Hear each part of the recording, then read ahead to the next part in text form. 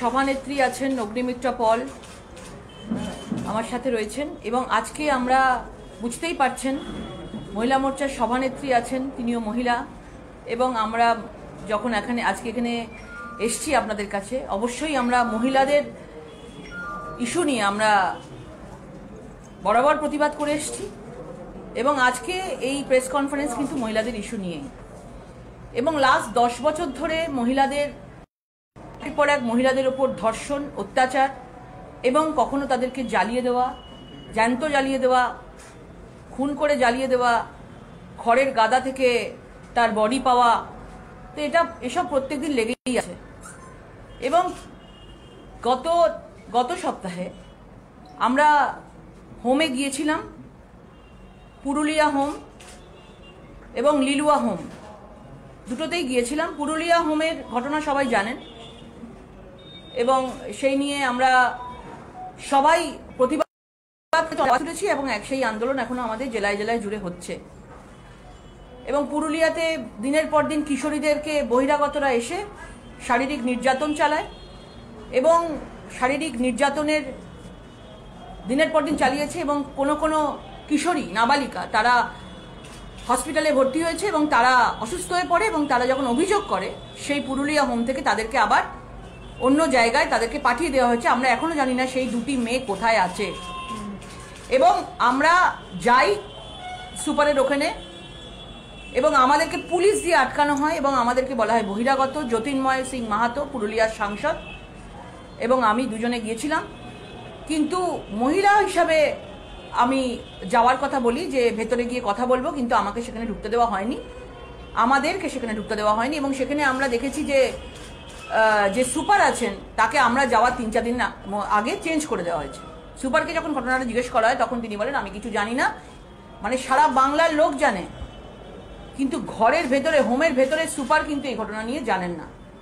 আমরা সময় দিয়েছিলাম যে আগের যে সুপার ছিল, প্রশাসনে যখন এটা সরকারি হোম আছে, আনন্দপট যে সরকারি হোম রয়েছে, সেই সরকারি হোমের যে সুপার রয়েছেন, প্রশাসন রয়েছেন, প্রশাসনকে ছেড়ে এই ধরনের কার্যকলাপ বছরের পর বছর ধরে, দিনের পর দিন ধরে, মাসের পর মাস ধরে হওয়া সম্ভব নয়। কিন্তু প্রশাসন ধামাচাপা দেওয়ার চেষ্টা করেছে। পরবর্তীকালে লিলুয়া হোমে আমরা গিয়েছি।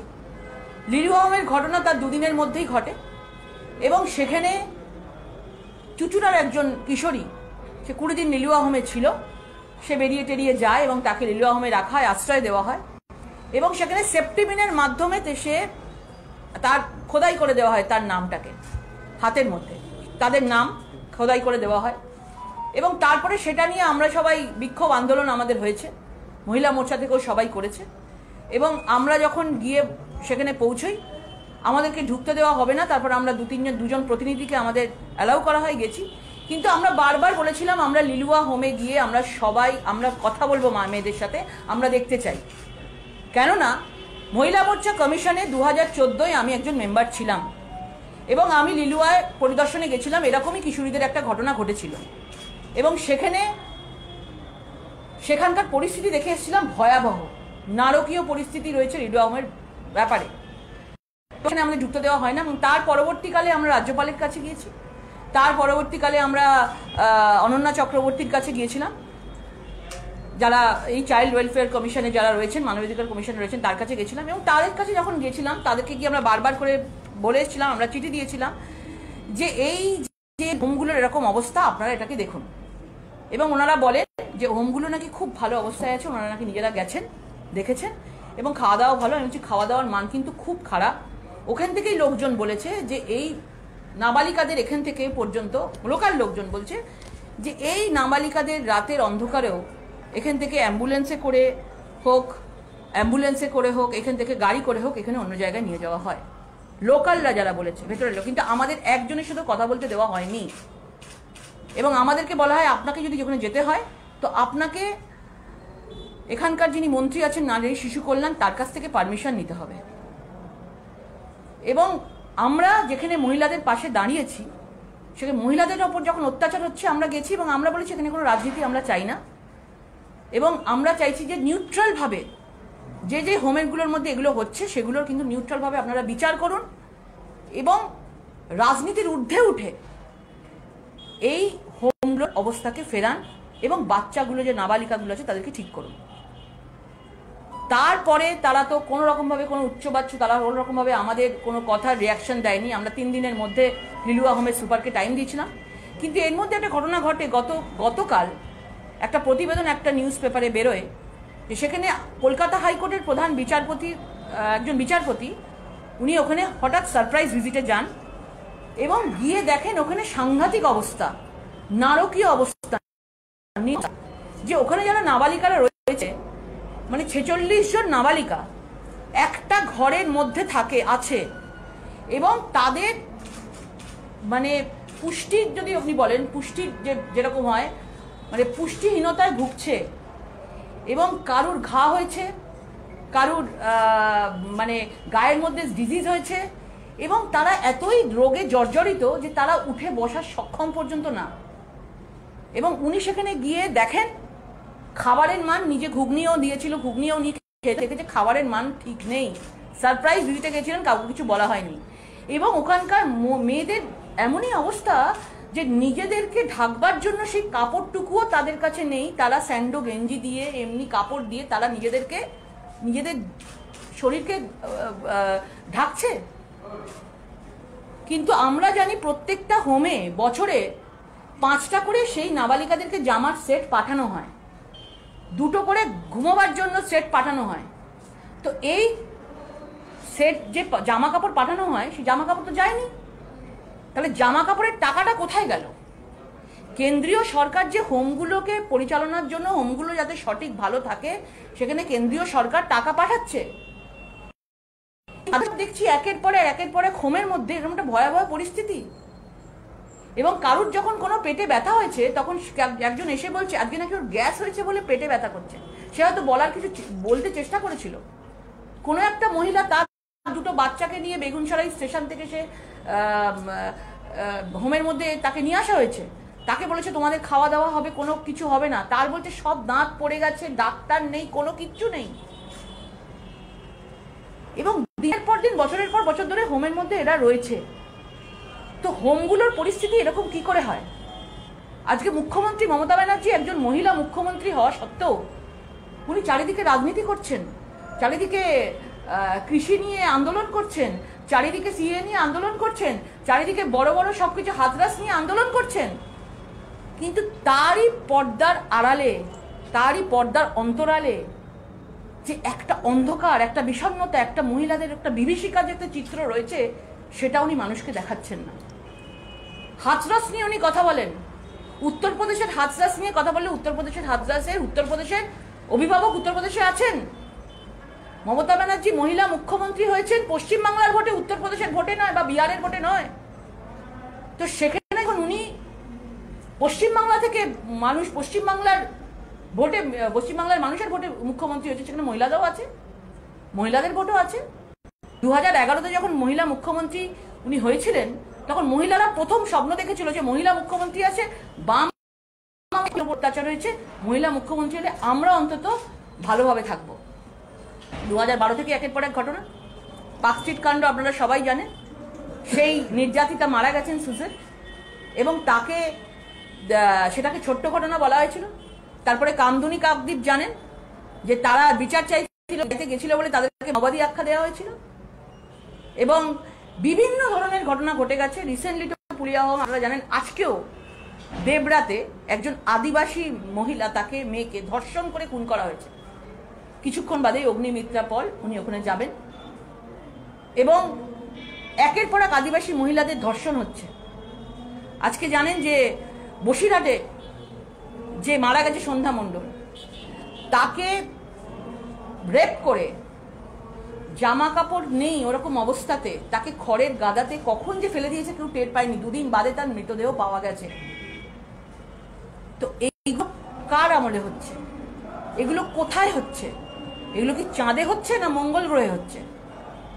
এগুলো পশ্চিমবঙ্গে মমতা ব্যানার্জি মুখ্যমন্ত্রী আছে, তিনি যে রাজ্যে আছেন সেই রাজ্যে দিনের পর দিন ঘটনা ঘটছে এবং একের পর এক ঘটনা। পশ্চিমবাংলায় আজকে নারী পাচারে দেখুন প্রথম, অ্যাসিড আক্রান্তে প্রথম, আজকে এনসিআরবি রিপোর্ট পর্যন্ত দেওয়া হয় না। 2018 থেকে এনসিআরবির রিপোর্ট পর্যন্ত পাঠানো হয় না, কারণ পাঠালেই তো এনসিআরবি রিপোর্ট নারীদের অত্যাচারে একদম সবচেয়ে উপরে থাকবে, এবং একের পর এক নারীদের অত্যাচার আমাদের কাছে লজ্জার। বাংলার সংস্কৃতি, বাংলার নারীদেরকে অপমানিত করছেন মুখ্যমন্ত্রী, যেভাবে উনি একের পর এক ঘটনাকে ছোট্ট ঘটনা বলে, সাজানো ঘটনা বলে, বিজেপির ঘটনা বলে, বিজেপির লোক করেছে এই ধরনের ঘটনা বলে উনি চালিয়ে দিচ্ছেন। এবং আজকে আমাদের এই যে পুরুলিয়া নিয়ে যে হোম নিয়ে যে আমরা সব জায়গায় যে আমরা প্রতিবাদ করেছিলাম, আজকে আমাদের সেই ঘটনা নিয়ে আজকে আমরা কথা বলছি। আমরা এটা অবশ্যই কেন্দ্রীয় মন্ত্রীকে আমরা চিঠি দিয়ে জানাবো, এবং আমরা চাই যে প্রত্যেকটা জায়গায় আপনারা যারা মিডিয়া রয়েছে আপনাদের রিকোয়েস্ট করব, আপনারা প্রত্যেকে সারপ্রাইজ ভিজিট করুন। আমাদের তো ঢুকতে দেবে না, আমরা ঢুকতে গেলে ব্যারিকেড দিয়ে দেবে, সবাইকে পুলিশ দাঁড় করিয়ে দেবে। আমরা লড়াই চাইছি না, আমরা চাইছি সমাধান। আপনাদের প্রত্যেককে বলবো, আপনারা সবাই যারা রয়েছেন তারা সারপ্রাইজ ভিজিট করুন, প্রত্যেকটা হোমে যান, হোমগুলোর পরিস্থিতি দেখে শুন। বাথরুমের পর্যন্ত দরজা নেই, সিসিটিভি ক্যামেরা যেখানে লাগানো হয়েছে সিসিটিভি ক্যামেরাগুলো পর্যন্ত দেখভাল করার লোক নেই, সব খারাপ হয়ে গেছে। কে কাকে কি মারছে, কার হাতে সেফটি পিন দিয়ে লিখছে, খোদাই করছে না, আমরা দেখবো কি করে, জানবো কি করে ভেতরে কি হচ্ছে, কারণ সিসিটিভিগুলো তো ঠিকই নেই। তো আমরা চাই যে প্রত্যেকটা হোম নিয়ে সারা বাংলার মানুষ, এটা একটা বিরাট বড় র্যাকেট আছে, বিরাট বড় র্যাকেট কাজ করছে। এই র্যাকেটটা সামনে আসুক, অনেক প্রভাবশালী লোক এই র্যাকেটটার মধ্যে আছেন। এই হোম থেকে যে টাকাগুলো হোমের জন্য দেওয়া হয়, সেই কোটি কোটি টাকা কোন নেতা মন্ত্রীর পকেটে যাচ্ছে? এটা আমার মুখ্যমন্ত্রীর কাছে প্রশ্ন, যে কোন নেতা মন্ত্রীর পকেটে এই টাকাগুলো যাচ্ছে যেগুলো কেন্দ্রীয় সরকার এই জুভেনাইল হোমের জন্য পাঠাচ্ছে, এই সরকারি হোমের জন্য। এবং আগামী দিনে 2021-এ বাংলার মহিলারা এর জবাব দেবে, কারণ লজ্জার যে মহিলা মুখ্যমন্ত্রী থাকতে উনি হাতরাস নিয়ে মিছিল করতে পারেন, উনি কাশ্মীর নিয়ে মিছিল করতে পারেন, কিন্তু উনি বাংলা নিয়ে একটা মিছিল ওনাকে পথে নামতে দেখা যায়নি। এটা মোটামুটি আছে, আপনাদের যদি কোনো প্রশ্ন থাকে করতে পারেন।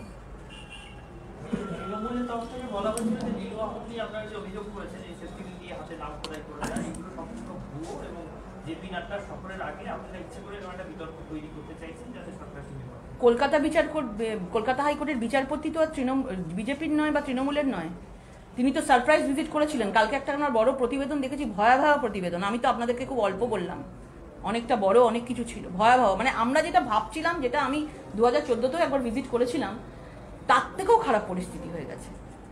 আর সেখানে তারা বলছে যে নাকি খুব ভালো পরিস্থিতি, এবং জীর্ণ শরীর হয়ে গেছে, তাদেরকে খাওয়া দাওয়া ঠিক মতো দেওয়া হয় না, জামা কাপড় দেওয়া হয়নি। একটা মহিলারা, বাচ্চা মেয়েগুলো একটা গেঞ্জি দিয়ে নিজের জামা নিজেকে ঢেকে রেখে দিয়েছে। এটা বলতে তো আমারই খারাপ লাগছে, মানে আমার নিজে খারাপ লাগছে যে একজন বাংলায় বসা একজন মহিলা হিসাবে আমি বাংলার মেয়েদের কথা এভাবে বলছি। আমার সত্যি নিজের খারাপ লাগছে, লজ্জা লাগছে আমার। এবং সারা দেশের মানুষের কাছে আশা করি এই খবরটা যাবে, সারা দেশের মানুষ আশা করি এই খবরটা দেখবে, যে বাংলায় যারা আশ্রয়হীন, অভিভাবকহীন যারা রয়েছে, তারা যখন হোমে গিয়ে যাদেরকে আশ্রয় দেওয়া হচ্ছে, তাদের এই জায়গার এই সম্মুখীন হতে হচ্ছে। ছি ছি ছি, লজ্জার কথা। এটা নিয়ে পদক্ষেপ হবে, হোমের বিরুদ্ধে মামলা হবে, এবং আগামী দিনে হোম নিয়ে আমাদের পুরো রাজ্য জুড়ে আমাদের বিক্ষোভ আন্দোলন হবে, যতক্ষণ না পর্যন্ত হোমগুলো ঠিক হবে। আমরা জানি যে বড় বড় কথা হবে, বড় বড় ইনগরেশন হবে, কিন্তু কাজের কাজ আর হবে না, করতে হবে আমাদেরকেই। কারণ 2021-এ ভারতীয় জনতা পার্টি আসছে, আমরা সবাই করব। কিন্তু এই জিনিস, এটাকে আড়ালে রাখবো আমি, আর বাইরে আমি রাজনীতি করব, হাতরাস নিয়ে রাজনীতি করব, আমি অন্যান্য উত্তরপ্রদেশ নিয়ে আমি রাজনীতি করব, আমি বিভিন্ন লোককে গিয়ে আমি সেখানে সাংসদদের পাঠিয়ে দেবো, আমি এইসব জিনিস রাজনীতি করব। আগে আমি নিজের আয়নায় নিজের মুখ দেখব, আমার আয়নায় আগে আমি আমার নিজের মুখ দেখব, তারপর আমি অন্য জায়গায় যাব। এটা নিয়ে আমাদের সারা বাংলা জুড়ে আন্দোলন চলবে। আমি একটা কথা বলছি, বিজেপি শুধু মিথ্যে কথা বলে, ওরা মিথ্যাচার করে, মিথ্যে কথায় বিজেপি ঝুড়ি মেলা ভার, আর আমরা উন্নয়নের কাজ করি। উন্নয়ন যদি হতো তাহলে এত আমাদের রাজনৈতিক হত্যা হতো না। উন্নয়ন যদি হতো আজকে আমাদের যখন সবাই পথসভায় যাচ্ছে, আজকে শুভেন্দু অধিকারী থেকে শুরু করে সব জায়গায় যখন আমাদের লোকেরা মিছিল করে যাচ্ছে, সেখানে মারধর হতো না। কালকেও হলদিয়াতে, গতকালও হলদিয়াতে অনেক মারধর লাঠিবাজি হয়েছে। সুতরাং এরা নিজেরা উন্নয়ন করতে পারেনি, এখন মানুষকে মেরে ধমকে খুন করে রক্তের লড়াই করে এরা জিততে চাইছে এবং ভারতীয় জনতা পার্টিকে ভয় দেখাতে চাইছে। মনে রাখবেন যে ভারতীয় জনতা পার্টি এমন একটা জায়গায় পৌঁছে গেছে 2017 থেকে পঞ্চায়েত থেকে লড়াই করে করে, 17 পঞ্চায়েত, তারপরে 19-এ লোকসভা, আজকে আমরা 21-এর দোরগড়ায় এসে পৌঁছেছি। মানুষের পিঠ ঠিক গেছে, আমাদের আর হারাবার কিছু নেই। আমরা এখন নতুন সরকার গড়ার লক্ষ্যে আছি। সুতরাং তারা ভয় পেয়েছে, ভয় পেয়ে আমাদের মেরে ধমকে আটকাতে পারবে না। যত মারবে আমরা তত এগোবো। বিজেপির মিথ্যাচার এবং বিচারিতা নিয়ে বলতে গিয়ে উনি বলেছেন যে আসামে এই গভর্নমেন্ট 11 লক্ষ বাঙালিকে তাড়িয়ে দিচ্ছে, আর এখানে বলছে মতুয়াদেরকে তোমরা নাগরিকত্ব দেবো। মতুয়ারা তো দেশেরই নাগরিক, এটা তো মিথ্যে কথা বলা হচ্ছে। নমশূদ্রদের জন্য, মতুয়াদের জন্য ভোট করা, উন্নয়নের মূলে কাজ করা তৃণমূল করছে, বিজেপি শুধু মিথ্যাচার। পরিষ্কার, মানে এটার উত্তর আমরা 2019-এ পেয়ে গেছি। 2019-এ আমরা যেসব বর্ডার জায়গাগুলো আছে, আমরা উত্তর থেকে যদি শুরু করি, কুচবিহার, জলপাইগুড়ি, এদিকে আলিপুরদুয়ার, দিনাজপুর, এদিকে নদিয়া, তারপরে বনগা, এই বর্ডার এলাকাগুলোতে আমরা দেখেছি যে উদ্বাস্তুরা এসছে এবং তারা জানে যে এই আমলে, তৃণমূল সরকারের আমলে তারা সুরক্ষিত নয়। তাদেরকে সবসময় তাদেরকে ব্যবহার করা হয়েছে, কোনোদিনও তাদেরকে নাগরিকত্ব দেওয়ার কথা বলা হয়নি। এবং ভারতীয় জনতা পার্টি লোকসভার আগে অমিত শাহজি এসেছিলেন এবং নাগরিকত্ব দেওয়ার কথা বলেছেন, এবং তার রেজাল্ট আমরা দেখেছি যে মতুয়ারা সব প্রধানমন্ত্রী নরেন্দ্র মোদীজির সাথে আছেন এবং এরা মতুয়াদের জন্য কিচ্ছু করেনি। নানাভাবে মানুষকে ভুল বোঝানোর চেষ্টা করা হচ্ছিল। আমাদের যিনি আছেন ওখানকার এমপি সাংসদ আছেন, একটা মানুষের কাছে ভুল বার্তা দেওয়ার চেষ্টা করছিল এবং আপনারা দেখেছেন আমরা সবাই একসাথেই আছি। এবং আসাম নিয়ে যে কনফিউশন মানে মমতা ব্যানার্জির সরকার তৈরি করার চেষ্টা করেছিল, সেটা আসাম সরকার ধোপে টিকতে দেয়নি। আসাম সরকার সেটা মীমাংসা করে নিয়েছে এবং বারবার বলা হয়েছে যে বাইরে থেকে যারা সংখ্যালঘু আছেন, পাকিস্তান, আফগানিস্তান থেকে যারা, বাংলাদেশ থেকে যারা সংখ্যালঘু আছেন, তারা আমাদের কাছে এলে আমরা তাদেরকে পুরোপুরিভাবে নাগরিকত্ব দেব। এটাই আমাদের মোদ্দা কথা। আমার লাস্ট কোশ্চেন, উনি বিজেপি তৃণমূলের ভাড়া করতে গিয়ে বলেছেন বিজেপিরা সব সেজে বুঝে গিয়ে 5 স্টারের খাবার খায় এবং 6 টাকার পানীয় জল খায়। আমরা রাস্তায় গায়ে ধুলো বাকি, ওরা খুন করে কালি বাকি। ওরা নোটবন্দি করেছে, জেলবন্দি করেছে, এবার দেখবে হেরে গিয়ে ট্রাম্পের মতো বলবে আমরা জিতে গেছি। সবচেয়ে বড় কথা হচ্ছে যে আজকে যদি আমি ভাইপোর কথা বলি, ভাইপোর ইনকাম কি আছে? এত যে একটা, আপনারাই দেখিয়েছেন, আপনাদের মাধ্যমেই দেখা নিউজ পেপারে, ওই এক্সিলেটার সিঁড়ি যে বানিয়েছেন নিজের বাড়িতে ভেতরে, এবং বাড়িটা বড় বড় করে বড় পাঁচিলের মতো গেট দিয়ে ঢাকা দেওয়া আছে। ভাইপোর সোর্স অফ ইনকাম কোথায়? উনি কোন কোম্পানিতে চাকরি করেন যে কোটি টাকা বানিয়েছেন? কেউ বলতে পারবে? আজকে বিভিন্ন জায়গায় যে বড় বড় জলাশয় এত কোটি টাকার মালিক হয়ে গেছে, তাদের সোর্স অফ ইনকামটা কোথায়? এবং বিজেপি সাধারণ মানুষের সাথে থেকেছে, পাশে থেকেছে। আজকে এত হেলিকপ্টারে করে মুখ্যমন্ত্রীর ঘোড়া, বাঁকুড়াতে সভা করার সময় প্রায় একদিনে 15 কোটি টাকা খরচ, একটা দিনের ডিসেম্বরের 1 ডিসেম্বর আপনাদের সবাই মিডিয়াতে 15 কোটি টাকার বিজ্ঞাপন একদিনে দিয়েছেন মুখ্যমন্ত্রী। তৃণমূল সরকার বিজ্ঞাপন দিয়েছে। তারা এত টাকা কোত্থেকে পাচ্ছে? তাদের যখন গরিবদের টাকা দেওয়ার কথা বলা হচ্ছে, বলছে আমাদের কাছে টাকা নেই, টাকা কেন্দ্রীয় সরকার কেটে নিয়ে চলে যাচ্ছে। তো তার মানে দাঁড়াচ্ছে যে তারা শুধু সামনেই দেখায় হাওয়াই চটি আর বিজ্ঞাপনে 15 কোটি।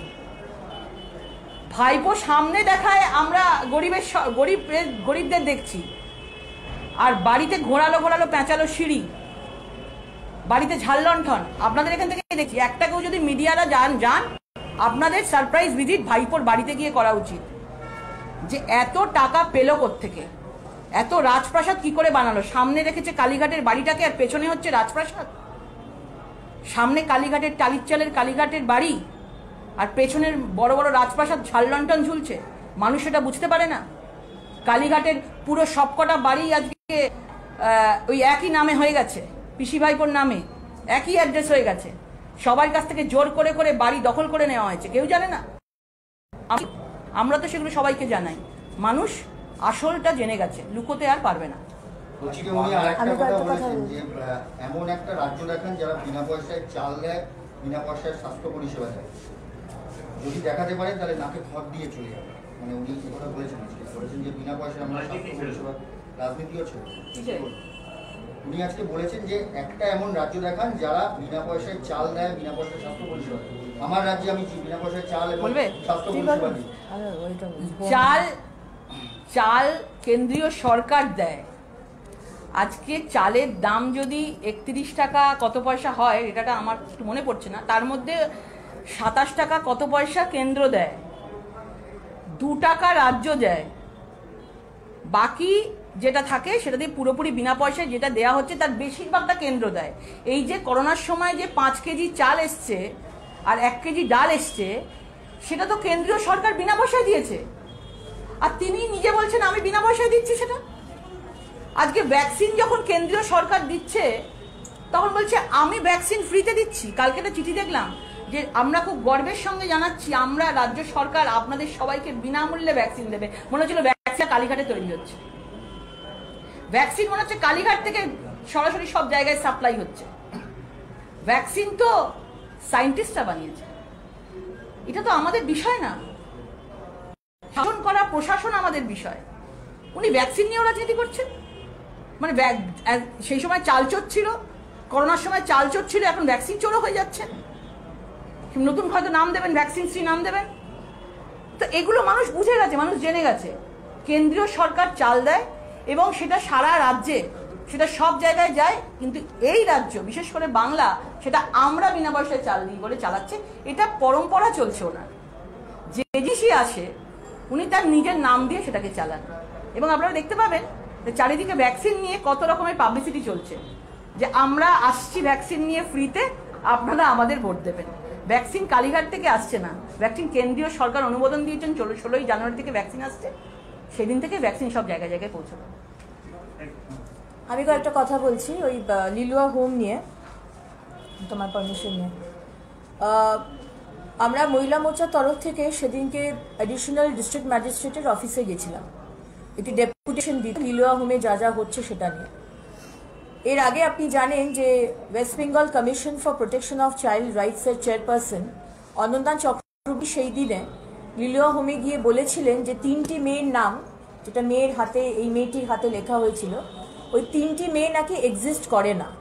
কিন্তু সেদিনকে যখন অ্যাডিশনাল ডিএম এর অফিসে গেলাম, মিস্টার সৌরভ দেবনাথ উনি স্বীকার করলেন যে এই 3টি মেয়ে ওই হোমেই থাকেন। এবং আরেকটা কথা আপনাদের জানিয়ে রাখি, দিদি সবই বলেছেন যে এই 3টি মেয়ে যারা ওই মেয়েটির হাতে নামটা লিখেছে এবং এই মেয়েটি যে ভিকটিম, ওই 4জন মেয়ে একটি ঘরের মধ্যে কোয়ারেন্টাইনে ছিল। আমাদের প্রশ্ন হচ্ছে সেফটি পিনটা গেল কি করে? এত বড় একটা সেফটি পিন দিয়ে লেখা হচ্ছে, মেয়েটি হয়তো আর্তনাদ করেছে বা চিৎকার করেছে, তাহলে সেফটি পিন যায় কি করে ভিতরে? অবশ্য এখন অনারেবল জাস্টিস যখন গেছিলেন, উনি যে অবস্থায় দেখেছেন যে দরজা নেই, বাথরুমে সিসিটিভি ক্যামেরা নেই, আর তাদের পরনে জামা কাপড় নেই, এটা তো ন্যাচারাল যে সেফটি পিন যাক কি একটা ছোড়া যাক, যারা বসে রয়েছেন ওখানে অ্যাডমিনিস্ট্রেশনে তারা এই ব্যাপারটা নিয়ে খুব একটা চিন্তিত নয়। এই অনন্যা চক্রবর্তী কিন্তু মনে করি আপনাদের যে জলপাইগুড়ি রাজগঞ্জে যখন এই 2টি আদিবাসী মেয়েকে ধর্ষণ করা হয়েছিল এবং 2 বোন যখন পয়জন নিয়েছিল, বড় বোনটি মারা যায়, তখন কিন্তু বড় বোনটি মারা যাওয়ার আগে মোবাইলে বলে গেছিল যে কারা কারা ওর ধর্ষণ করেছিল, ওর আর ওর বোনকে। অনন্যা চক্রবর্তী সেই দিনও গিয়ে ওখানে বলেছিলেন যে না, ধর্ষণ হয়নি। সো দিদিমণি এই অনন্যা চক্রবর্তীকে রেখেছেন যাতে যা যা হবে ঘটনা, মহিলাদের উপর অত্যাচার যা হচ্ছে, ওরা তো protection of child rights organisation, তারা যেন প্রত্যেকটা গিয়ে নস্যাৎ করে দেয় যে না, সেফটি পিন দিয়ে লেখা হয়নি, না ধর্ষণ হয়নি, সবকিছু কার্পেটের মধ্যে ঢুকিয়ে দেওয়া। কিন্তু এই সৌরভ দেবনাথ যিনি অ্যাডিশনাল ডিস্ট্রিক্ট ম্যাজিস্ট্রেট, আমি দিদিকে অনুরোধ করব যে সত্যি কথাটা আপনার অ্যাডমিনিস্ট্রেশনের থেকেও হয়তো কেউ কেউ রয়েছে যারা সত্যি কথাটা ভুল করে বলে দিচ্ছে, তাকে দয়া করে তার চাকরিটা খাবেন না, ট্রান্সফার করবেন না। আর মঙ্গলা সেন হুগলিতে একজন রিনাউন্ড অ্যাথলিট নয়, বডি বিল্ডার, তাকে তার হাজবেন্ড দেওয়ালে মাথা ঠুকে ঠুকে মেরে দিয়েছে, মার্ডার করে দিয়েছে।